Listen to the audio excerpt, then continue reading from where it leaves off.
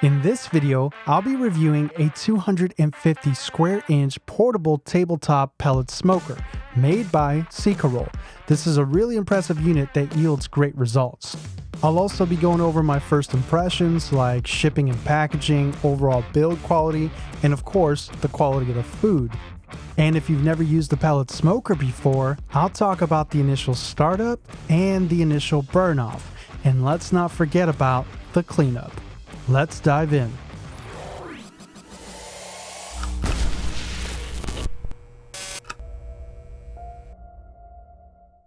Okay, so a little bit of background. So this is not a sponsored review, but I did get this grill for free. The company reached out to me and they asked me to review it and provide my honest review. So I wanted to disclose that right away up front. I'm not getting paid. They're not exchanging any cash or money with me. They just gave me the product for free, said I can keep it and say whatever I want about the product. So I'm gonna be truthful about this grill, and in some cases I might be a little bit harsh, but I wanted to give you guys my honest review. And overall, it's a great grill. I prefer a charcoal grill. I'm primarily a charcoal griller. I haven't used a pellet grill too often in my cooking journey, but I have from time to time. I know how to use them, I just never owned one. So this is technically my first pellet grill. And I've always kind of stayed away from pellet grills because they do have their pros and cons, but I've just always enjoyed a charcoal grill. I've liked having complete control and being able to sear with high heat searing and just having different options when it came to my charcoal. So let's talk about the pros and the cons with pellet grills. Well, the obvious pro is it's very, very automatic, right? You set it, you forget it, you dial in the temperature that you want, and it takes care of everything for you. It will feed in the pellets as needed to maintain the temperature that you're looking for.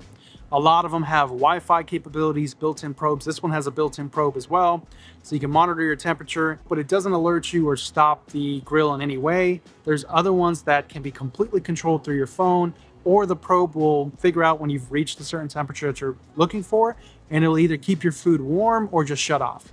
This one isn't as advanced as that, but the price reflects it. Obviously, another huge pro is they're amazing for smoking. If you like low and slow, if you like smoking, this is the grill for you. It will take care of everything that you need, and it will be extremely accurate. It's going to deliver really flavorful, really juicy food. Now, the cons of pellet grills, there's one big con that I think everybody pretty much agrees with.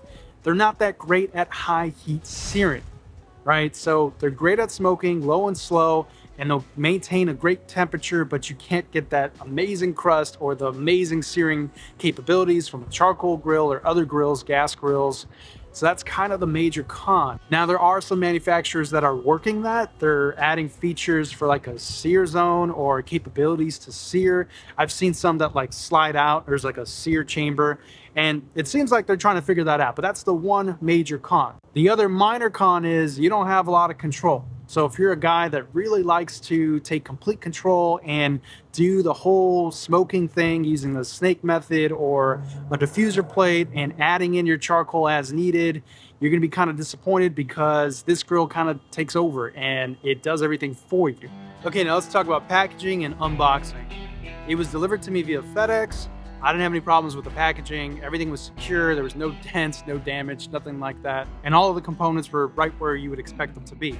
A lot of the components were inside the grill, which makes sense. You would utilize the space inside the lid. Installation was really easy, really straightforward. The majority of the grill is already installed for you. You just have to put like the legs and the handles and the grill grates. It wasn't too bad. I think installation was really easy. The manual, however, was not very good. It was very straight to the point. There's a lot of written text. I wish there was more figures and pictures to kind of help you understand how to put things together. But again, installation was so easy that it wasn't really needed. Where I think pictures and just in general, more information would have really, really benefited this grill is explaining all the features, explaining how to get started, explaining pellet grills in general. And you don't get any of that. It's a very straightforward manual. They kind of assume that you already kind of understand how to use a pellet grill. There's text, right? It goes into details. It just doesn't show you anything. It's all written text. And finally, they do include extra screws, hardware, in case you lose some screws or you need extra screws or the screws are missing.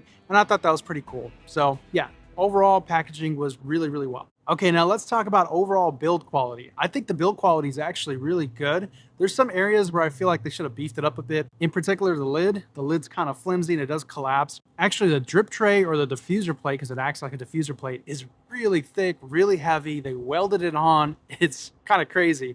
But the diffuser plate does a really good job of distributing the heat. It's pretty beefy. The only con with that is it's really high, right? It's really close to the grill grate, so you get a lot of drippings that just, splatter everywhere and they make a mess. But so far, I haven't had any flare-ups, so that's a good thing. The control panel is really hard to see. The LCD screen is really hard to see in direct sunlight, so that's kind of weird, and it does fall out. It's a little flimsy. It doesn't clip in and secure properly. Other than that, the handles are beefy. The legs are really, really nice. The wheels on the legs is a nice touch. The overall unit is very heavy, so I can understand that they had to kind of reduce weight in certain areas. Otherwise, this thing would have been impossible to carry, and it wouldn't be a tabletop barbecue at all. Okay, so let's talk about the initial burn off when you first get this grill. Let's talk about the steps in detail and how you should do it, because it's extremely important. Okay, when you first get the grill and after you're done assembling it, and actually this applies to any time you're completely out of pellets, you do have to prime the auger. It's a really simple step, but basically you want to go ahead and turn the unit on and set it to the smoke setting. And then visually check the auger and make sure that it's rotating. And then you want to check for heat inside of the chamber. There's two ways to do this. The first way is to put your hand over the chamber and feel for the heat. Don't touch anything, it's really hot. The second method is visually checking for that red glow. If all of this checks out, then you know everything's good to go. But if any of these components are failing, you want to try to reset the machine or contact the manufacturer. And now you want to go ahead and fill up the hopper with your favorite pellets. I'm going to be using Traeger's signature mix because I'm going to be cooking some chicken and barbecue ribs, so I feel like it's a good blend. The hopper can actually accept 13 pounds, which is actually pretty good for a tabletop pellet smoker. Okay, now we're going to do the initial burn off. So we're going to crank up the heat, but before you put the deflector on there and the grill grates, you want to visually check to make sure that all of the pellets are actually dropping into the chamber. As you can see here, there's a lot of manufacturing grease and we need to burn all of that off. Keep the lid open until you start seeing some smoke because you want full combustion. I actually grabbed the paper towel and I tried to wipe off as much of the grease as I could. Once you're firing on all cylinders, you want to go ahead and close the lid and allow the barbecue to burn at the highest temperature for around 45 minutes, and then shut it down and let it cool off. Okay, let's talk about what this grill does a really good job of, which is low and slow and smoking. And now it's time to take care of business. I preheated the grill and I set it on the smoke setting.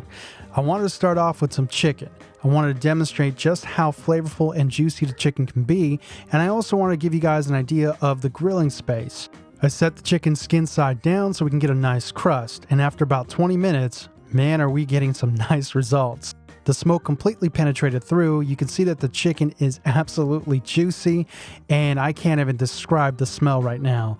I was really excited to dive in. Now, the thermometer does not have any special features, and it doesn't alert you, so you got to keep your eye on it. But overall, everything went really smooth.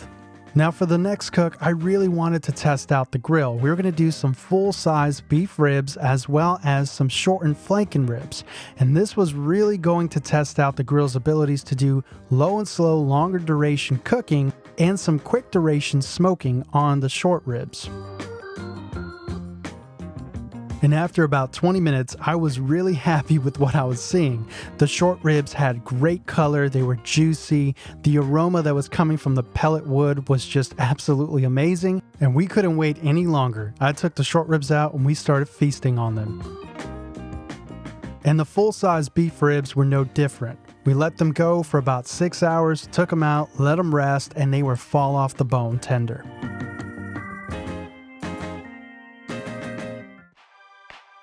Okay, so what about cleanup? Does this grill clean up easily or is it an absolute disaster?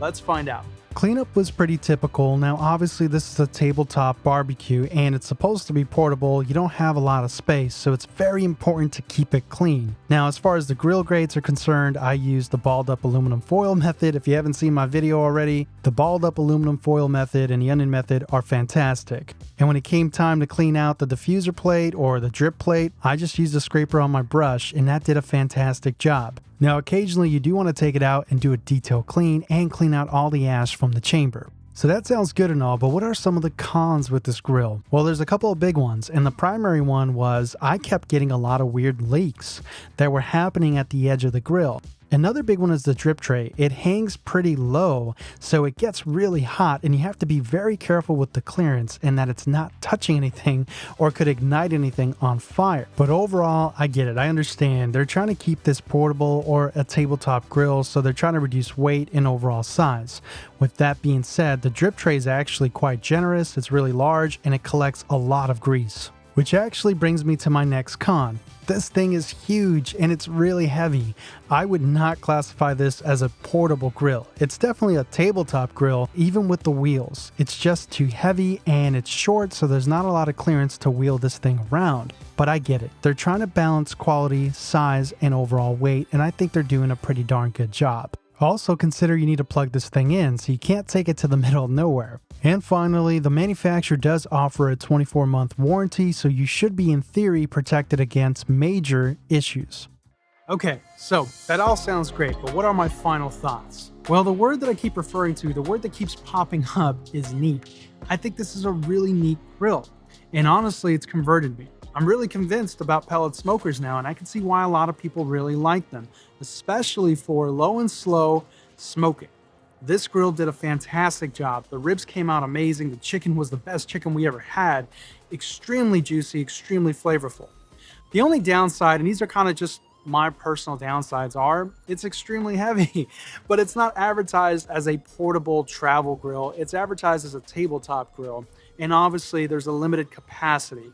But again, it's not what it was designed for. So as long as you keep those expectations and you understand that, you'll be happy with this grill. I also wanted to note that the pellet chamber has a lot of capacity. So you don't have to worry about that. I never ran out of fuel for both durations for the chicken and the barbecue ribs. It's just the grilling capacity, what you're actually grilling. It's pretty small compared to a Weber kettle. This is really just a 2 adult, maybe a kid or maybe 2 kids type of grill. It's going to feed a small family. Don't expect this to be something that's going to feed a party or you can take to a barbecue and, host a large barbecue party. But the quality's great. The food quality's great. I have no problems. It never failed once. It's running like a champ, and I'm going to be using it way more often. So I kind of wish they would have had a sealed chamber because you do end up with a lot of fuel left over. And if you're like me and that really bothers you and you don't want the elements to get to them, it's kind of a miss. So for low and slow cooking, for smoking, I'm probably going to use this grill. It's just a lot easier to handle, a lot easier to use compared to, let's say, a diffuser plate on my Master Touch Premium. There's nothing for me to do. There's nothing for me to set up. The only con is having to have an extension cord running from my house to plug this thing in.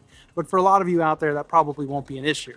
So overall, I think this is a great introduction to pellet smokers. And if you're like me, where you're primarily a charcoal user and you want a secondary grill for smoking, for pellet smoking, this is a great grill to consider. The price kind of varies. It's around $250 to $300, but the manufacturer does have occasional promotions or coupons on Amazon. I'll leave a link below so you guys can click on it, and if you're considering purchasing this tabletop pellet smoker, you can. And if I'm really being honest with you guys, it's definitely persuaded me into considering a full-size pellet smoker. The food was literally that good. I really did enjoy the food, and the chicken was the best chicken we ever had. So that's it for me, guys. I hope you found this video informative. Check out some of my other videos, and I will catch you on the next one. Take care, everybody. Hey everybody, how'd you guys like that last video? Hope you guys enjoyed it. If you did, please like, subscribe, and hit that notification bell so you get notified on my next video. And if you can, please share with your family and friends. I would really appreciate it. Here's some more content that I think you guys are really gonna enjoy. Check them out. As always, guys, thanks for watching, and I'll catch you guys on the next one. Take care.